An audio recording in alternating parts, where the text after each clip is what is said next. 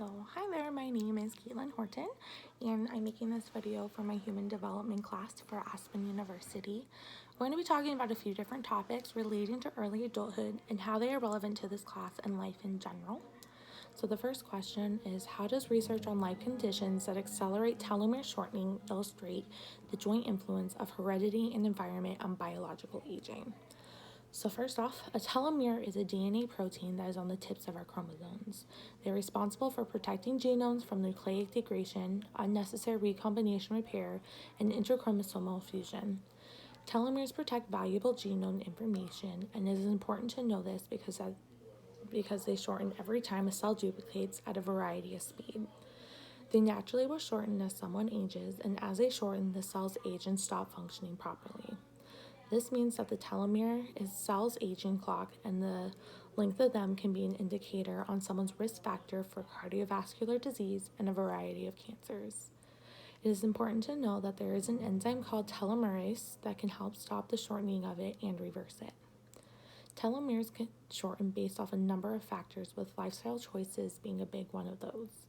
Things like smoking, consuming alcohol, obesity, being in emotional distress, lack of prenatal care, and low birth weight are all ways to contribute to them shortening faster. By not smoking, eating a balanced diet, participating in physical exercise, managing emotional stress, and having prenatal care, telomeres are able to lengthen and have a longer shortening frame. Genetics play a big role in the original length of someone's telomeres, and if they participate in good or bad habits play a big role in their aging process. The second question is, why are people in committed relationships likely to be more sexually active and satisfied than those who are dating several partners? Romantic relationships are one of the most important ones in an adult life. By being in a committed relationship, it allows the individuals to not only experience love, but intimacy, trust, and commitment as well. Sexual relations is a big role in these relationships, and there tends to be a correlation with the happiness of relationship with the sexual relationship. By being in a committed relationship, the couple is able to build trust and communication. This then allows them to be comfortable enough to communicate their needs and how each like to be sexually satisfied. When someone is dating around with multiple people, they can, for one, not be sexually active with all of them. This then contributes to them not being as sexually active as those in the relationships. If an individual is dating multiple people and having sexual relationships with them, they're able to not be sexually satisfied due to the fact that they do not know the other person as well. Because they do not know the other person that well, there are many ways to not be satisfied. The insecurity of body image can be on both genders' mind, along with the stress of wanting to perform well or falling short of it. Women may not be able to climax, and men may have premature climax. They do not have the level of trust and communication like those in a committed relationship, so there is a higher chance of not wanting to be sexually active or being satisfied with it. The third question is, how does expertise affect information processing? Why is expertise necessary for but not the same as creativity? Expertise is when someone is an expert at something. They know basically everything there is to know about a certain topic and are skilled enough in it to know that they are able to explain or even teach it. It takes years of studying in order to master a subject and requires an individual to be curious enough to want to study and disciplined enough to follow through.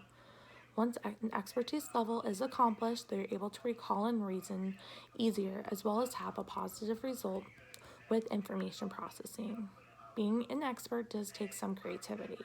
Creativity allows someone to be able to think outside the box and requires being able to have cognitive capacity. A person is able to be original in the way they go about becoming an expert, which in turn allows a person to go from problem solving to problem finding. The fourth question is, what student and college environment characteristics contribute to favorable psychological changes during the college years?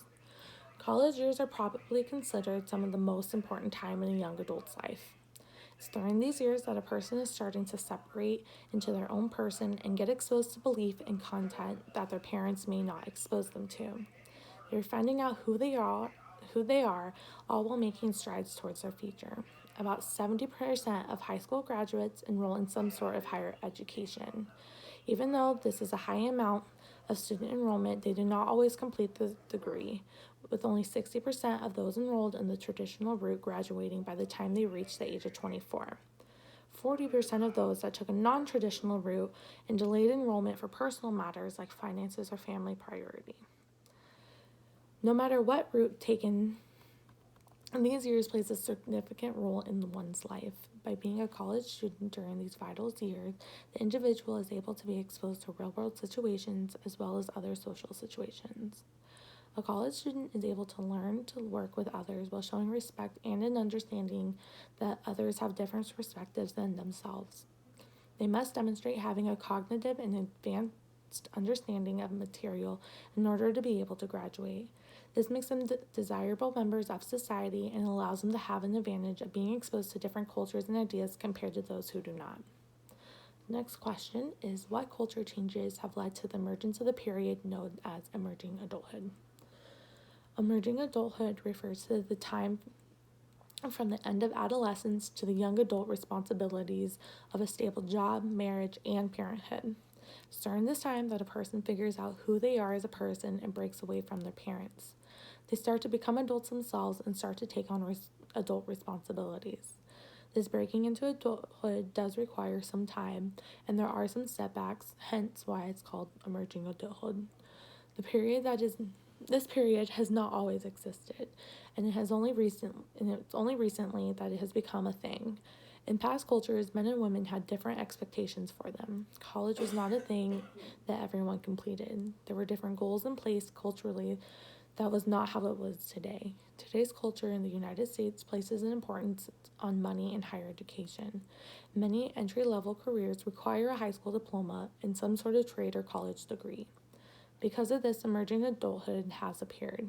If the individual decides on going to college and eventually working towards a steady career, they may have to rely on their parents for some financial stability while they do so. And by going to school, it can place a hold on not wanting to buy a home, get married, start a family, or other adult things. The next question is, according to Levington, how do life structures of men and women differ? According to Levinson, there are 5 different stages in life, and men and women differ in each one of these stages. The important one for this topic is in early adulthood is the first transition into early adulthood and the second transition. In the first transition, men and women have their eye on different prizes. Men have their eye on career and success. They are extremely career-oriented and take strides in being financially stable, high in status, and have the credentials needed for success.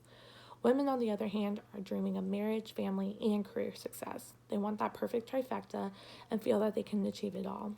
They want to be able to grow in a career with someone they can settle down with. In the second transition into their 30s, the genders seem to flip-flop. Men want to settle down. They want to have the family now that they have achieved their own success. Women, on the other hand, start to want to be a bit selfish and take themselves into account. They put less importance on settling down and want to unsettle. They have their own goals and they want to achieve, and they take many strides to do so. And that is the end of this video. We went into depth on why exactly this is important for someone's life and how it depends on the gender on how they go about it.